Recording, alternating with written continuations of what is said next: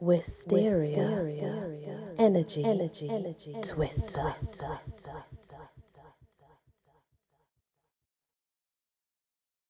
Hello everyone, welcome back to my channel. It's Wysteria here, and we're going to continue with alternative fairy tales because I do like those.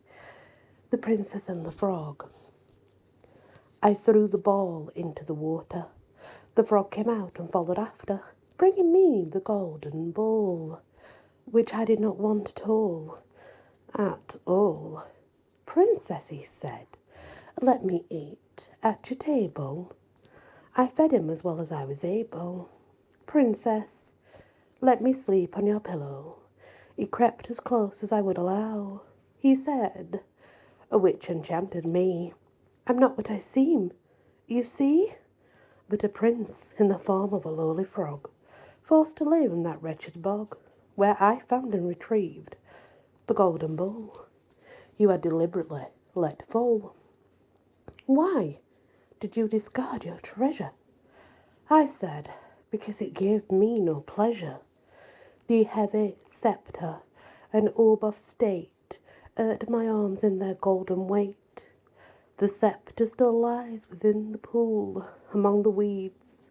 I don't want to rule this country or wage the endless war my father started.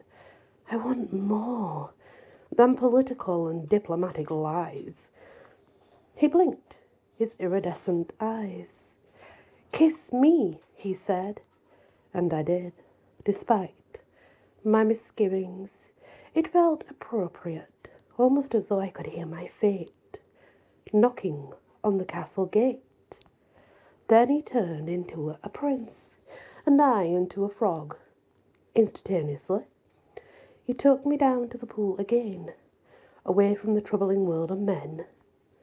There I swim in the cool green water, and the only things that seem to matter are the sun as it filters into the green, or the patter of summer rain on the leaves of the floating water lilies, the flashing blue of dragonflies. The stork, that is my nemesis, who would have thought a single kiss could release me from the strife attendant on a human life, and bring me to cool green heart of the world, where all enchantments start, where life is still a fairy tale, and I am the princess of the pool. Interesting. I like that. It's very different. It's cool. The Nightingale and the Rose. Here is the story. There was a nightingale. She looked like nothing at all. A small brown bird perched in the rose bushes. You would scarcely have seen her unless you were looking carefully. The roses were still blooming, although it was late summer. They were hybrid perpetuals, bred from old French roses crossed with roses from China, brought back by sailors and diplomats in cargoes with blue porcelain embroidered silk. The nightingale did not know this. She had not migrated so far. What she knew was a nest in the thicket by the orchard, with 2 eggs in it, the size of your thumbnail speckled brown.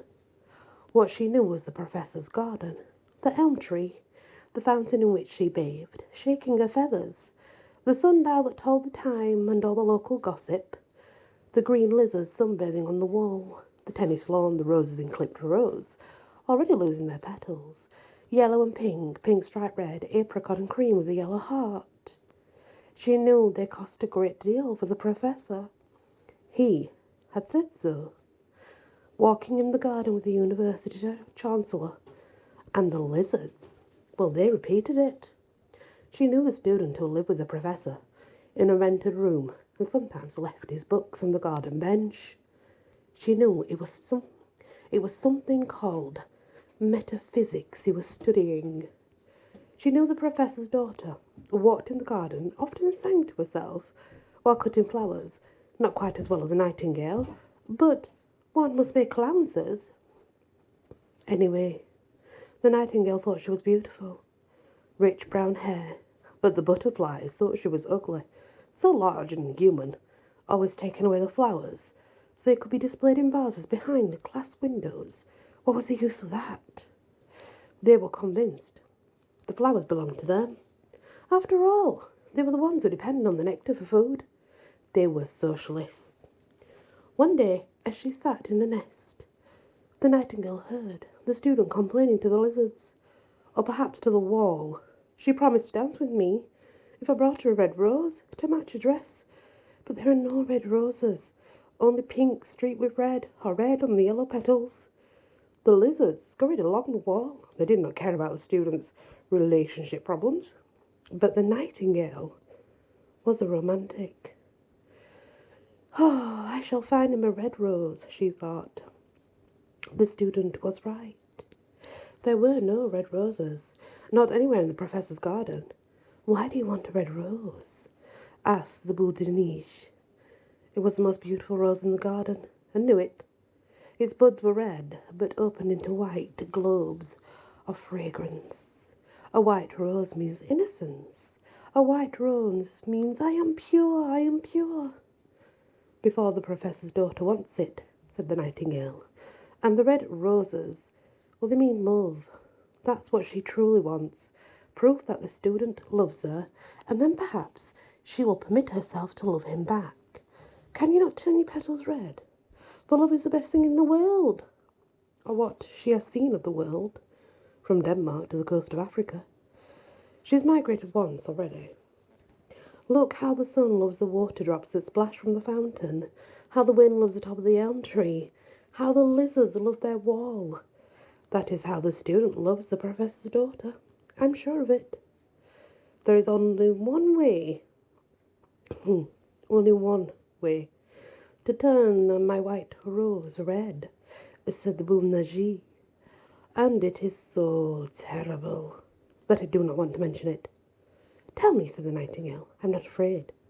You see that rose, my most beautiful rose, at the end of an arching cane, if you perch on that cane, and put your breast against the thorn, then press on it, so it drinks of your heart's blood, and you sing.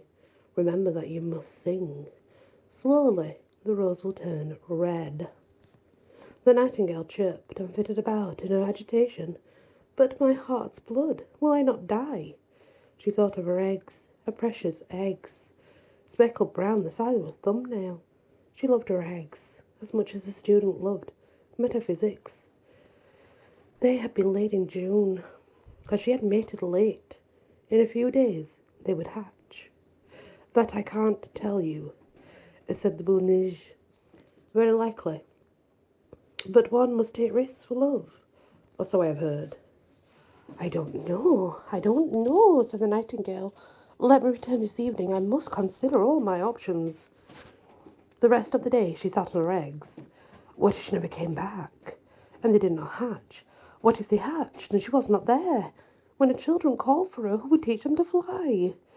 It was the male nightingales, after all, who sang at night, as a mate had sung to her before an owl had made a meal of him. Who was she to do this? And yet she could already imagine the red rose, the most beautiful of all roses, that her song would produce. She felt this task had been given to her. In all the garden, only she could sing a red rose into being. That evening, the moon climbed to the sky. She left a nest in the thicket and flew to the rose bushes. She perched on the arching cane with the most beautiful rose on it. She did, white as snow. I am ready, she said. All right, said the boule de neige. Why, we shall do it together. She put her breast on the thorn so it pierced deeply. She thought the flower was going to say something else, but didn't. Then she sang. She sang all the songs she'd learned since she had hatched from an egg. Songs of courtship, songs of warnings, songs about rain, songs that meant the cat is coming. The lizard said, "What is that racket?" But the sundial liked it, and the fountain accompanied her as well as it could, and the other rose bushes, who knew what was happening, listened intently. The variegates de bonheur, the reins de volets, the souvenir de la monsoon, "Ooh!" exclaimed Dissent from Empress Josephine herself. Even the daisies in the tennis salon understood and blushed to be witnessing an event so important. The student up in the garret bedroom said, "How prettily the nightingale is singing," as he leafed through his Cant and Hegel. Only the professor's daughter did not hear it, for she was practising at the pianoforte. And anyway, the French doors were closed. All night long the nightingale sang. By early morning, the rose was as red as a heart's blood, as red as the velvet mantle of a king, or ruby worn by an American heiress. Even the dawn was astonished, and touched it delicately. But what about the nightingale? She lay on the rich soil of Rose's bed, her small heart barely beating. Had it been worth it? She thought it had. She was almost certain.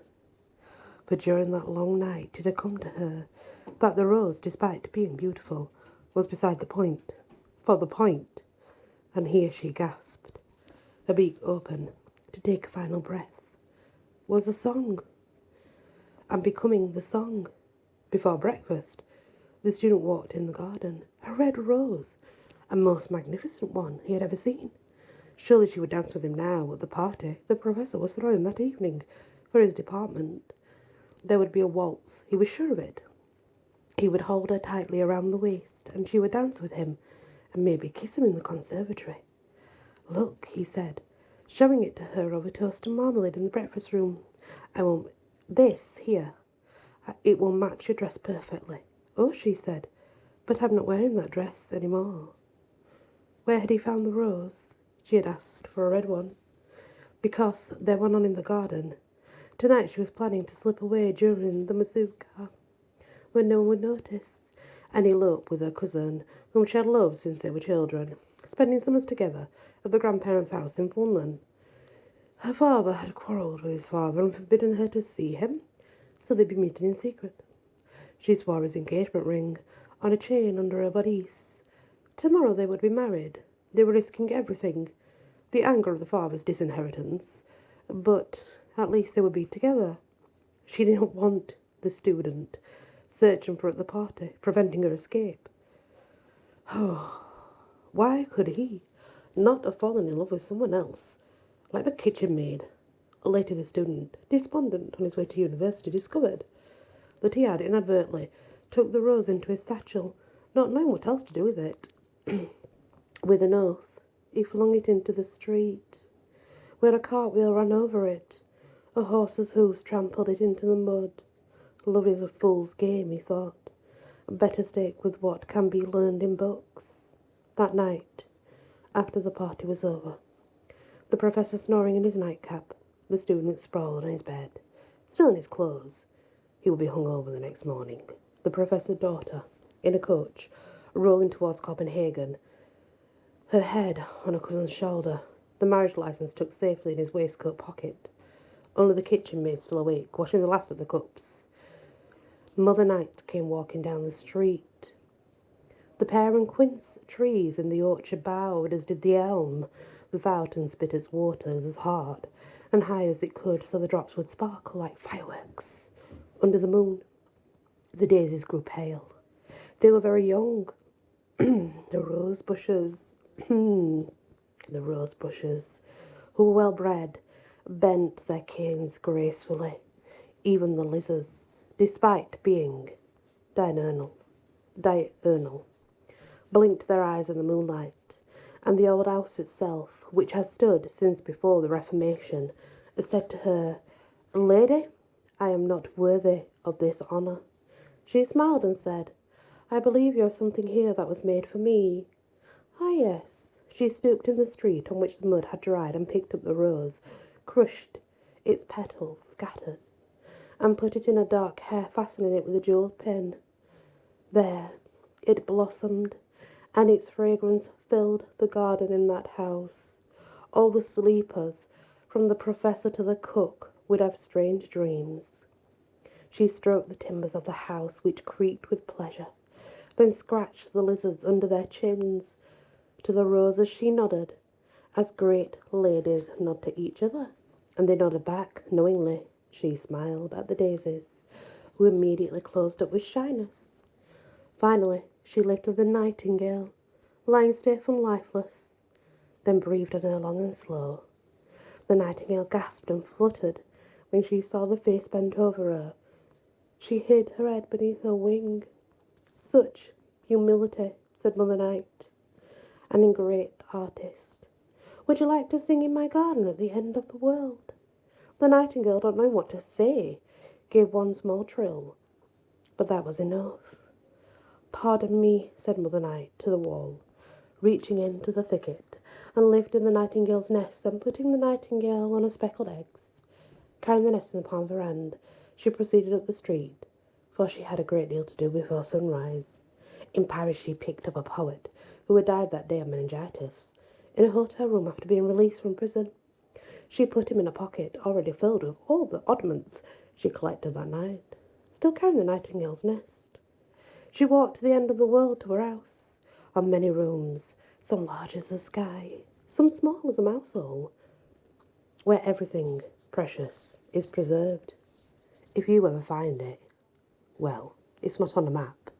You can only go there by invitation. Sit in the garden, just at twilight. Hear the nightingales. There are 3 of them. They are said to be very fine. The end. What a beautiful tale. And of course, Mother Night is not exactly death, but more rebirth, if you understand. Thank you for listening, and many blessings. Hello everyone, welcome back to Alternative Fairytales. This one's called Mirror Mirror. Each morning, standing barefoot on cold tiles, I ask you, not who is the fairest in the land. I'm neither that vain nor ambitious, but am I as fair as I was yesterday, or the day before yesterday, all the yesterdays on which I was younger than I am today. Those lines that Mother Time, the indefatigable spider, is spinning beneath my eyes. Have they spread overnight? Perhaps I should stop smiling so frequently.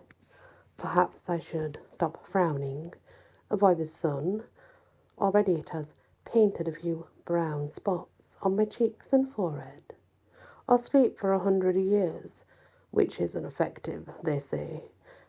Actually as effective as a facelift. Each morning you say, yes, yes, you are older now. There are white hairs on either side of your forehead, looking as though they'd been touched by frost, whose fingers leave precisely such fine streaks over the meadow grasses, the window panes. Soon you'll become the winter landscape crossed by tracks where hare and deer are passed, on their way into the darkness of the forest. Soon you will sprout mushrooms. Wake up, you say. You will sleep all too soon. Now is the time to live as though you were going to live forever, as though winter never comes and all the fairy tales were true. The end. That's a very cute one indeed. And again, it's by Theadora Goss, and she likes the world of fantasy. And she's award-winning author of a short story collection, In the Forest of Forgetting from 2006, and Interfictions 2007, also a short story anthology which is co-edited with Delia Sherman, Voices from Fairyland 2008, and Poetry Anthology with critical essays and a selection of her own poems. The Thorn and the Blossom 2012, a novella in 2-sided accordion format. The Poetry Collection Songs for Ophelia 2014. A debut, debut, that's an odd one, French actually. The Strange Case of the Alchemist's Daughter 2017, and a sequel, European Travel for the Monstrous Gentlewoman 2018. She was a finalist for the Nebula Crawford, Seyun and Mythic Poetic Awards. as well as a Tiptree Award honour list. Her work has been translated into 12 languages. She teaches literature and writing at Boston University, she's in Stonecoast MFA programme. You can learn more about the author of all these wonderful alternative tales at theadoragoss.com. Thank you so much for listening. I truly appreciate it. Wysteria. Energy. Twister.